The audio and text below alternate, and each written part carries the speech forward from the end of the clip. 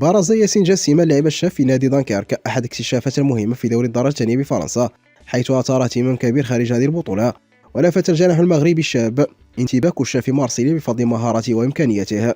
وتبدو مواصفات ياسين خاصة السرعة والقدرة على التسديد وإمكانيته للتطور متوافقة مع تطلعات أولمبيك مارسيليا.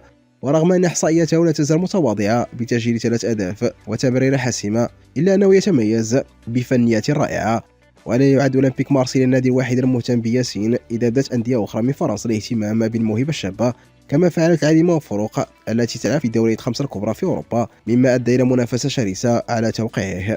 وبحسب موقع ترانسفير ماركت، فإن القيمة المالية للاعب تقدر بنحو 1.5 مليون يورو.